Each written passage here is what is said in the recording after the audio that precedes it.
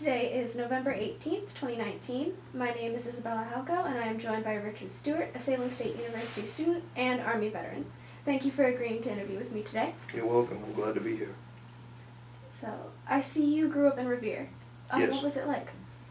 Revere, when I grew up, was predominantly Italian, and we had one section that everybody went to buy their shoes, Shirley Ave, and that was all Jewish.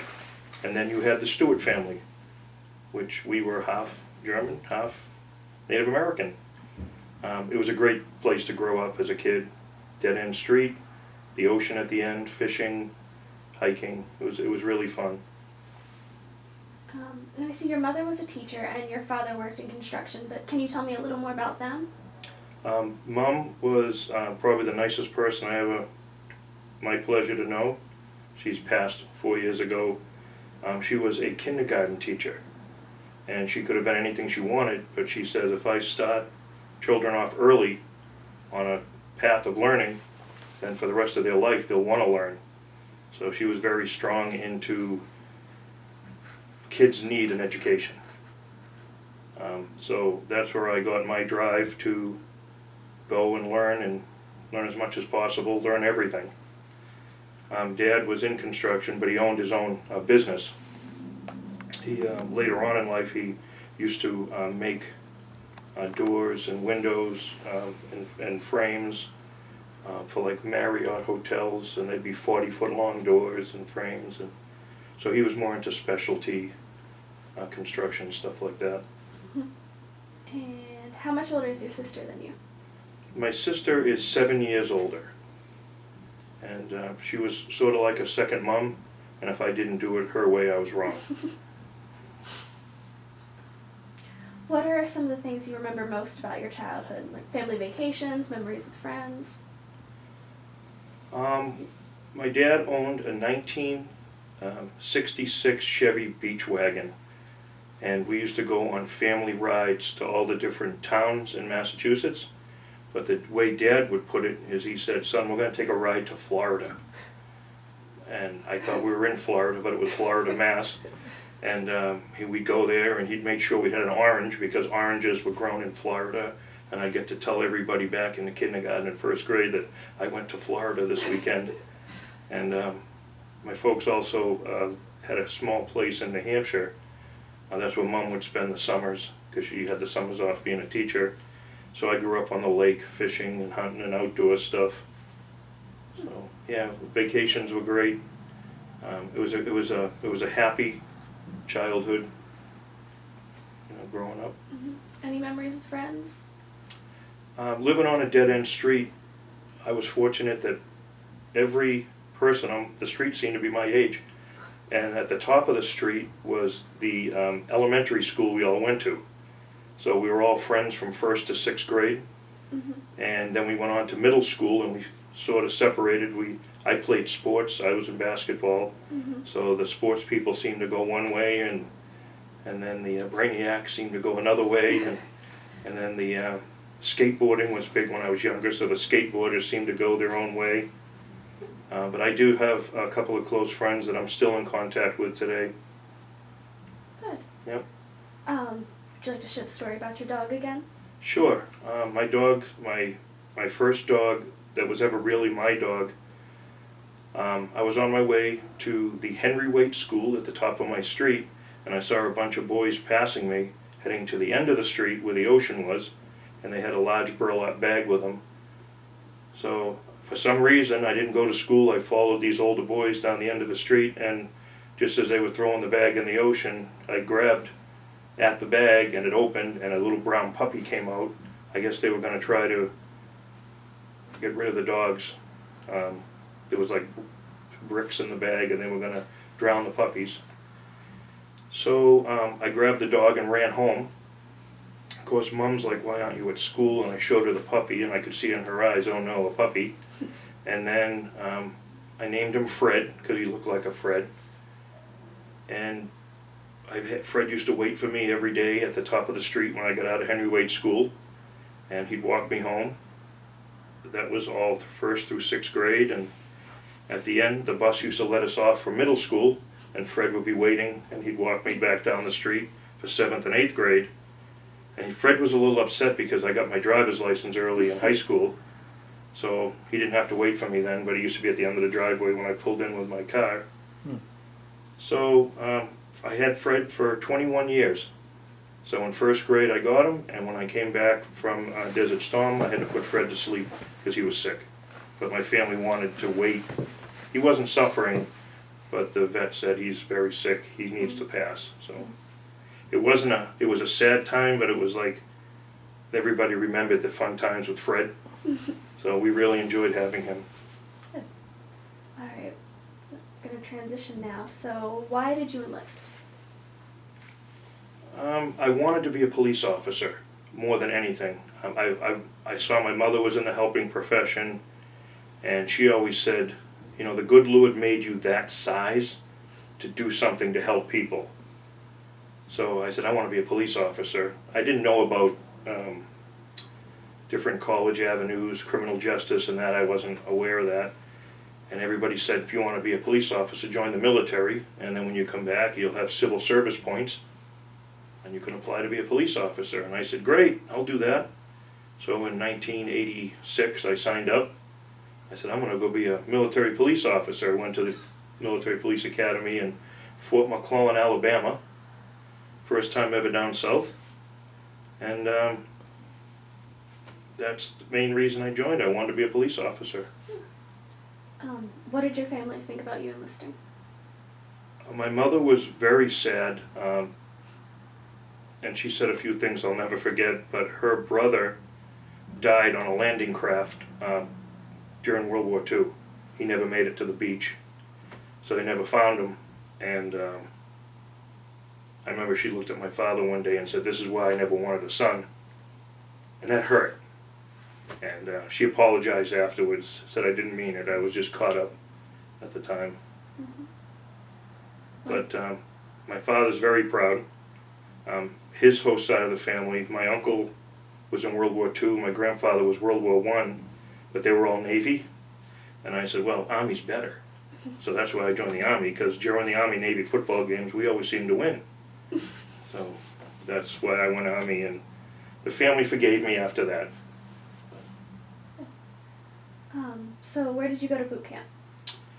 I had a great time, like I say, in Fort McClellan, Alabama, where it was kind of strange, back in the 80s, Alabama seemed to be its own little country, and they actually still flew the Dixie flag over the state capitol.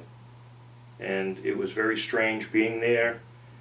Growing up in the North, I had friends that were all different creed, religion, color. I just saw them as friends, and I got a real good view of, my views changed towards how other people view people, unfortunately, through different color glasses, I guess, if you want to say that. And it wasn't always a good situation down there, but it was great training. Good. You also mentioned Germany before the interview. Did you train there? I was stationed in Germany, Ramstein, Rhein-Main, over there at the Air Force bases. And they used to have this event called a Reforger, returning forces to Germany, because when I joined, we always thought the next war was going to be between the Russians. So everything we learned was to fight the Russians. And that's what we used to do, go over there and they'd pretend a mock battle. It was ongoing for years, it never ended. And we would just show up, and we had laser equipment on. But most of my time I spent walking the Berlin Wall, because that was still up at the time. So I'd walk that, and the first time I walked the wall, there was a lieutenant colonel in charge, and he started laughing. A guttural laugh. I'll never forget. This man was laughing at me, and I'm getting self-conscious. Is my uniform unbuttoned wrong, or something was wrong? Is my weapon not shiny enough? I didn't know what was wrong. So I had a little section of the wall that I took like 20 steps, turned, walked back 20, and my opposite countermeasure, my shadow Russian, would take the same steps I would. We would just, because that's where the war was supposed to start. And I found out later he was laughing because I was bigger than the Russian. So the next day, he came back and started laughing again. And I'd have to say it was the biggest human being I ever saw in my life was now my shadow, because the Russians had to one-up us. So they put a giant man, the biggest person I've ever seen in my life, to be my shadow that day, just to prove that Russia was stronger than the United States. Wow. Did you feel like your training prepared you for what you encountered? Well, like I said, I was out in the woods wearing green uniform, and then I ended up in a desert in Iraq that everybody knows Iraq and Saudi Arabia and Kuwait now, but we never heard of Kuwait. I didn't know. I couldn't even have found Kuwait on a map back then, and no one ever thought we'd be in a desert war. We were trained, like I say, to fight the Russians, and when we went to war, if you look at some of the old footage, the frontline troops were in green uniforms. We didn't have desert uniforms. We had everything green because we didn't know we were supposed to be there. So the training we got was 100% survival, and we were very good at what we did. But as far as being in the desert, when I left, I was in a 1948 or 50 Jeep, and when I landed in the desert, I was in a brand new Humvee that I didn't even know how to start. There was a few things we needed to work out when we landed. And you said you were in reinforced military combat. Can you explain what that is? When I joined, I wanted to be a police officer, and I thought you get to cruise around in a police car and have radar checks and, you know, make sure people weren't breaking the law, and then I didn't realize that was called a 95 Bravo back then. And then for some reason, my title was a 95B20, which is Reinforced Combat Military Police. So I ended up working with the tanks, the 1st Infantry Division tanks, and the Bradley armored vehicles, and the A-10. They're the planes that used to take out tanks, the A-10 Warthogs, and these brand new things called the Apache gunships. So when I was looking around wondering where I'm supposed to be patrolling, looking for people speeding, you don't find that too often in the desert. It was an experience, going from writing a ticket one day to clearing a building of snipers literally 3 days later. So you were deployed to Iraq as part of Desert Storm. Where were you? When I first landed, it was a Desert Shield at the time, and that's what we reported for, Operation Desert Shield. And we landed in Saudi Arabia in a place called Cement City, which was a whole bunch of tents set up in a cement processing factory where they used to make cement. So I guess that's why they called it Cement City. And it was kind of strange because every one of our tents had a parakeet outside. A yellow parakeet would be hanging at the tent, because right when we first landed at the beginning of the war, Saddam Hussein was sending out Scud missiles, and they were supposedly full of gas. So the parakeets, or canaries, were supposed to be the old-fashioned canary in a coal mine. They would get affected by the gas first, so if a Scud did hit, we would know if it was a chemical gas attack. And then we'd have to put on all our gear and so forth. But yeah, that was Cement City was where we landed, and that's where we staged everything on our end in the Army, was from Saudi Arabia into Iraq on that avenue, and then down into Kuwait. So what was it like your first couple days there? What emotions were you feeling, and what kind of people did you meet? I was a sergeant, so at the time I was a little on the old side. I was about 25. And most of my platoon and squad were 18 years old. So I saw, when I first landed, a bunch of 18-year-old kids, soon to be full-fledged men. Not to be sexist, but you turn from a child to a man pretty quick in combat. So my job originally was to make sure that the basics were very understood. Your weapon, clear, clean, shoot. Your chemical weapons, because that was the first Big threat was chemical. That's all we kept hearing. You will be chemically attacked. You will be chemically attacked. And we had to learn how to use body bags because we were told there's going to be heavy casualties. So all our vehicles had quite a few body bags in it just in case we came across troops. It's scary. It's a lot of responsibility. As a sergeant, you don't show scared. You don't show hesitation. You don't show anything but 100% positive because you're the model, and what you exude gets radiated back to the troops. So in what ways was Iraq different from the U.S.? I found, can we start with Saudi Arabia? Would that be okay? Saudi Arabia, everything revolved a little heavilier around religion. They would have religious police dressed in like a white cloak, a white, burqa. I don't know what the men's outfit was called, but they would actually be walking around just taking notes in stores and making sure that people were acting okay. Kuwait, unfortunately, what I saw was just pure, flat desert. And that's not what I'm used to. The scenery of Boston is not anything but flat and desert. I do remember one morning, because we had,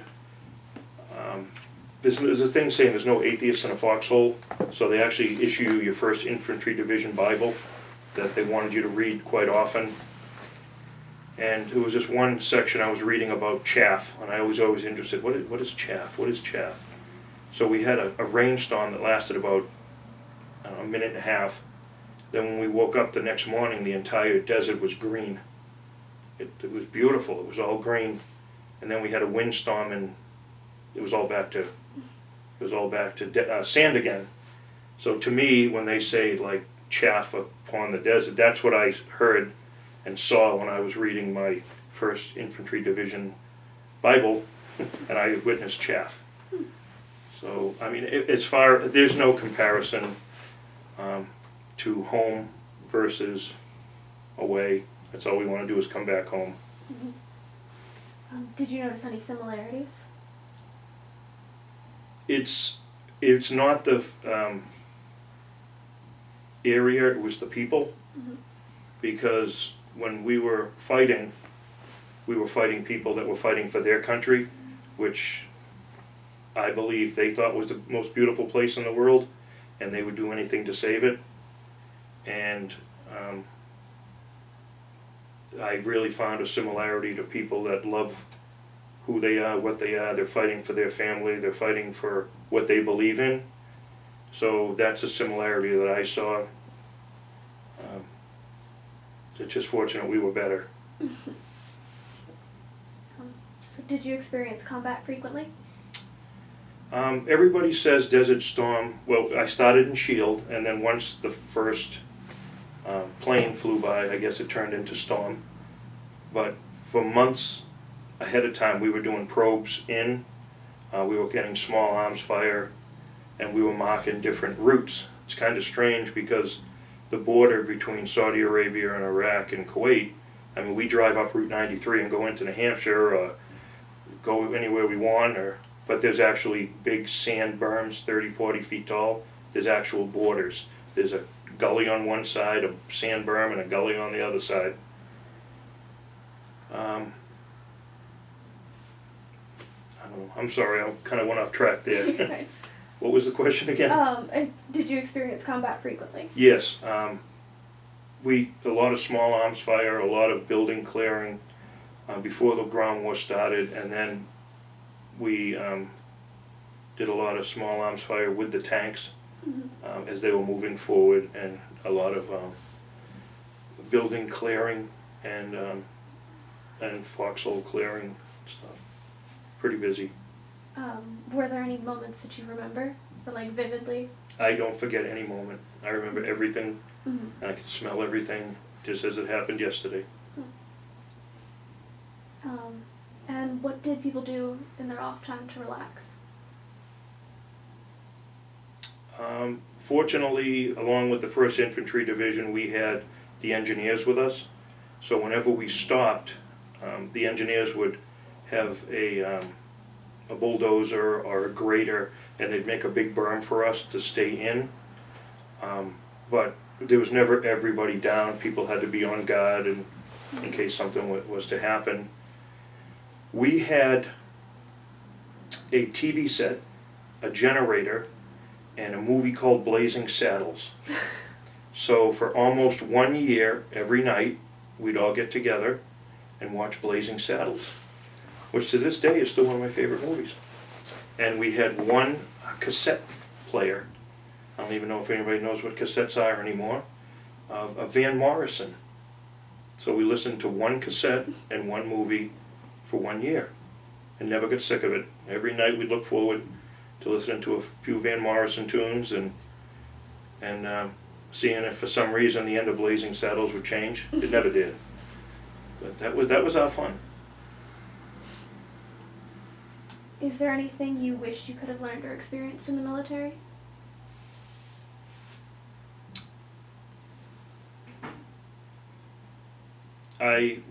Now that I'm back in college and I've already did my undergrad degree, I wish that I did that before I went in. I would have liked to maybe become a warrant officer and worked with flying a helicopter. I don't like airplanes, but a lot of the warrant officers, chief warrant officers, were helicopter pilots. And I was very interested whenever we call in an attack, watching the helicopters come in and do what they had to do. And I always thought, maybe it's better up there than down here. So I always wondered what it would have been like to be up in a brand new shiny Apache attack chopper versus a Humvee that I just had to learn how to start. I didn't even know how to drive it a month earlier.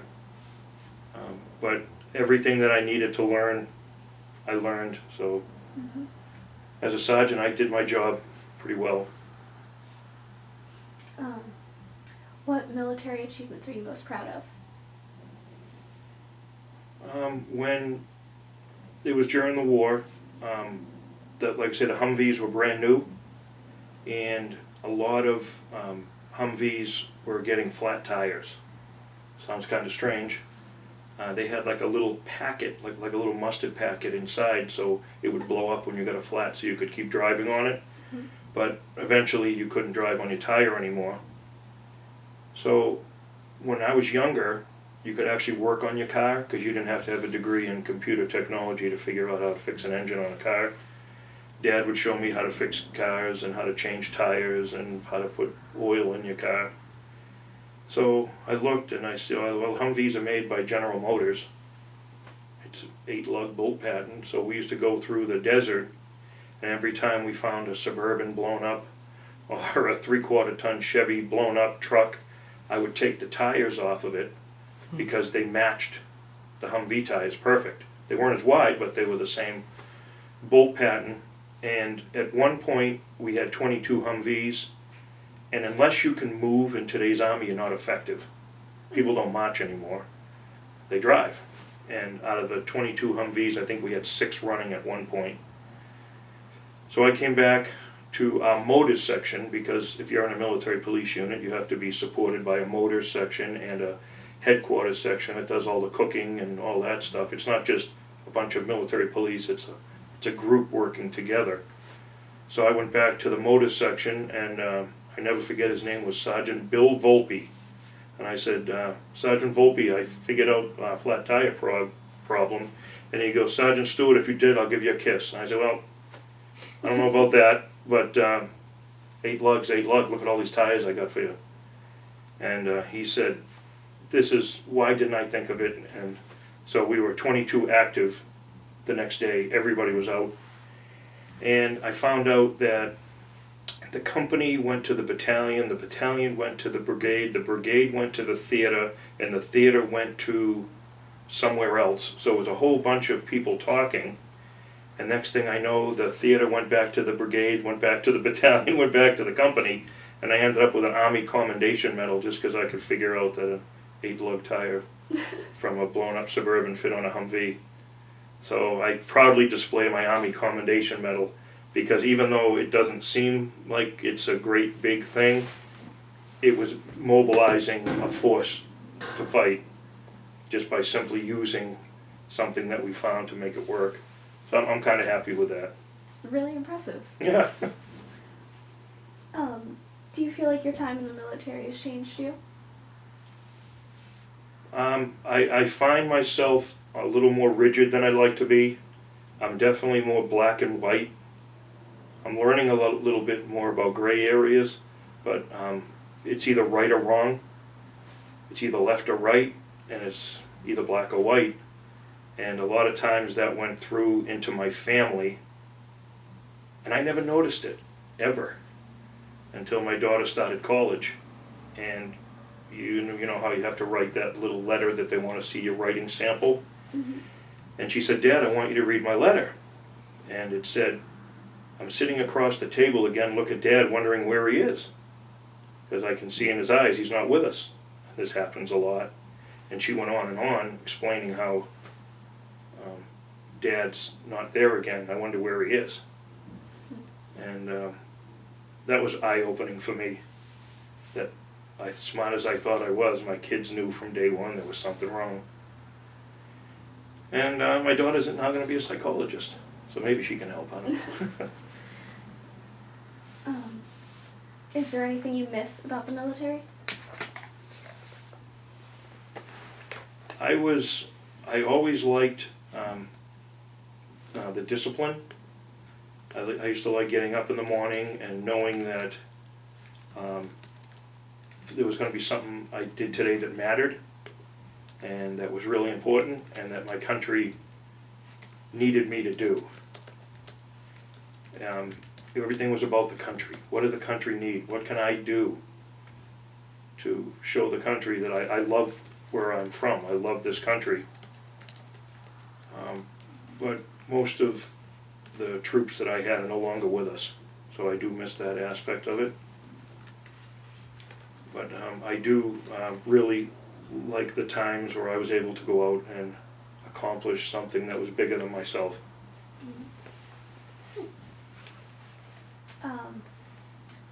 How have you seen the military change over the years?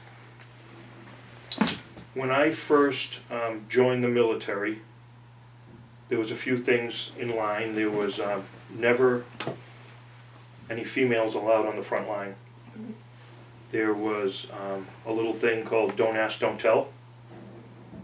And I think both things changing are great, because 50% of the people in our country are female, so why are we limiting ourselves on who should fight for this country? Mm-hmm. A female loves the country just as much as I do, so she belongs there. And don't ask, don't tell. I haven't met anybody yet that loves our country that their business should matter why they're there, because they love their country. Mm-hmm. So I do think that that's a great change. A lot of people might not agree, but if you qualify and you're good enough to be on the front line, you should be there if you want, because it is an all-volunteer service. So I always thought it was kind of crazy that we're not taking everybody that wants to be there. Mm-hmm. I want to go back to your daughter's letter. Can you explain what she means by not there? I never knew myself why I always kind of went back and why I got sad and why I couldn't forget certain things. And we used to go on family trips, and my daughter would say, you're not with us on the trip, where are you? Mm-hmm. And we, like I said, we'd be at a dinner and she'd look across and, Dad, where are you? My eyes were open, she said, and I'd be staring right at her, but I never answered her. Mm-hmm. And I didn't know that I was experiencing nightmares and flashbacks and stuff that I never heard of, because we never talked about it in the service. Mm-hmm. An injury that is visible is a badge of honor, but a mental health problem is a sign of weakness. Mm-hmm. And that's something also that I'm glad has changed in the service, that if someone has a problem and they need to talk to someone and it's not a visible wound, it's a mental health problem, that they can go and talk to someone about that. For the longest time, I wasn't a person with PTSD, I was PTSD. And I've learned that that's not what makes me who I am. Mm-hmm. It's just something that I have to deal with. Does that translate into your choice to become a social work major? Fortunately, realizing and being able to step out of the comfort zone and say, hey, I need help. I was fortunate that there were people later on. In the early 90s, it still wasn't something talked about because you would be told you're combat ineffective and you would be asked to leave. So I never said anything until I was finished with my service. I didn't know. I didn't know it wasn't normal to feel this way. I didn't know.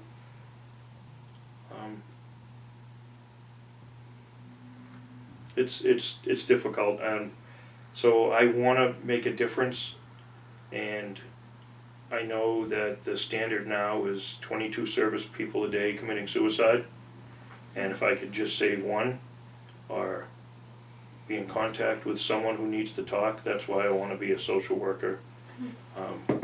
I had a great life with my wife. We've been married almost 30 years, and my kids are off to college, so now it's time to give back to, which was a great part of my life, was the military. I want to give back and just try to help someone, or get people to understand that there's people out there willing to sit and talk.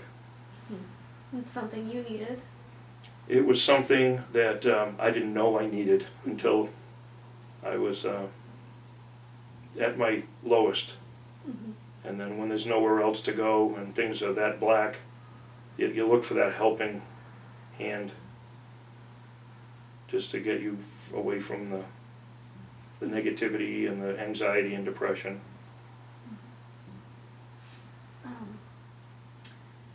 So did you find readjusting back into civilian life difficult?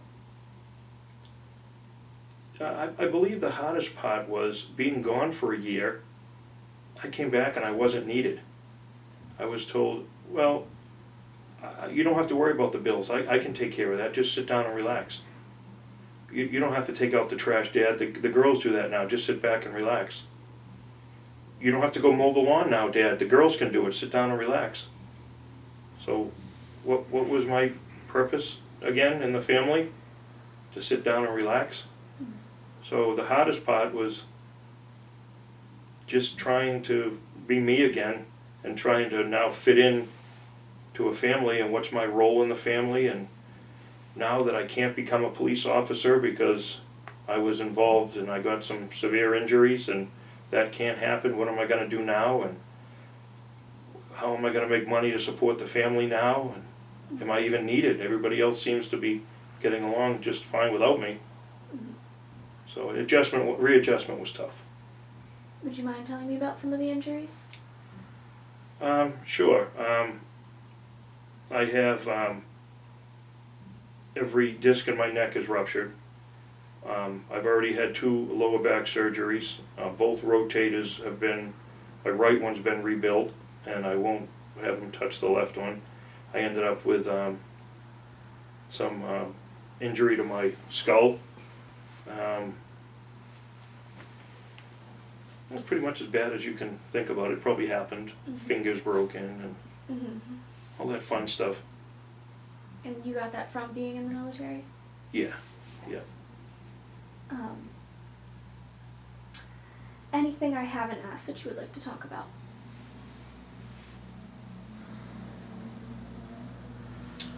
I know recently they're talking about letting the Secretary of Defense, I believe it is, allow unemployability to soldiers.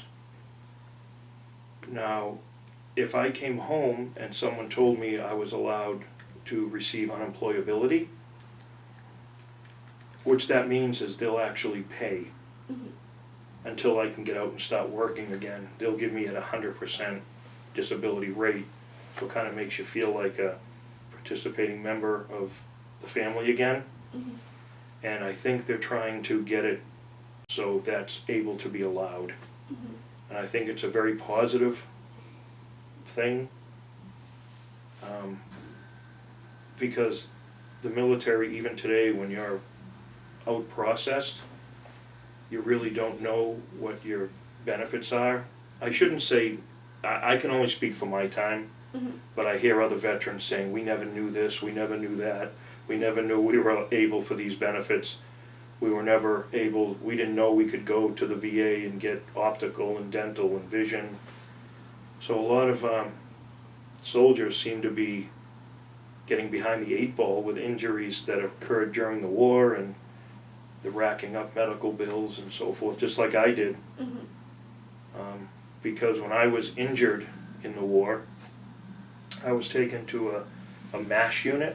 That's a mobile Army surgical hospital that they set up for people that get injured during the war. And they did some fixing of different parts. And I had an option to leave my troops, my 18-year-old men now, that were my entire world, and just go back to a nice comfortable hospital in Germany and put my feet back, and or stay there until it was over. And there's no way I would leave them. So I crawled back out of the hospital and went back to the front with my fire team. And the doctor said, "Sergeant, take these records with you. This is everything I did to you and for you."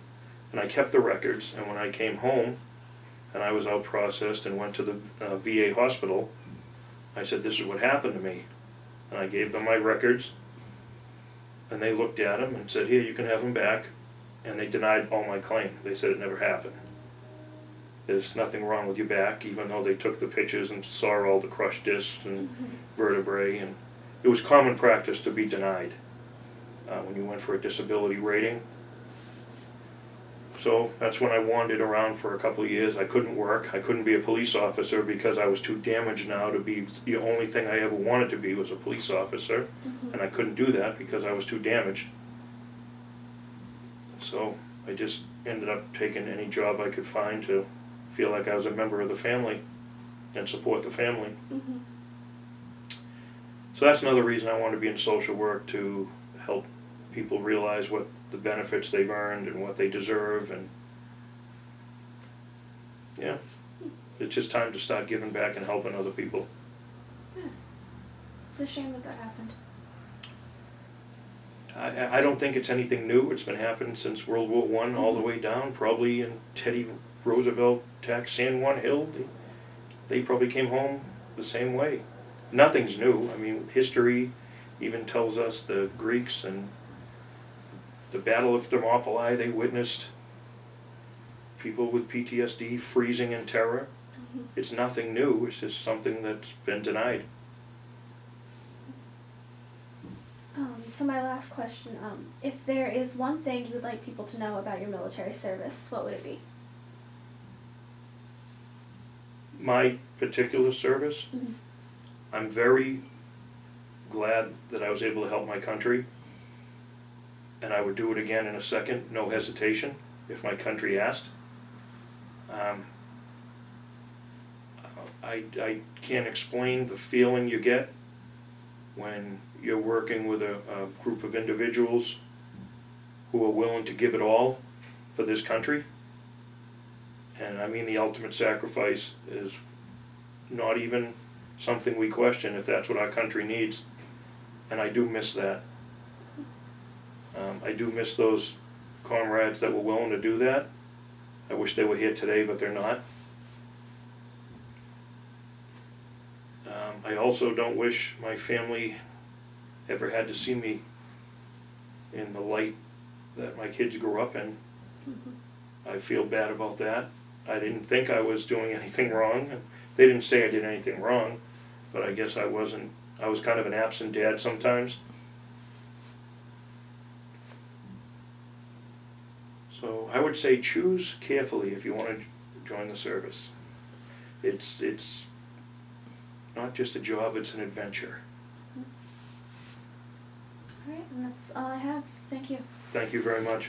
It's a pleasure meeting you. Nice to meet you.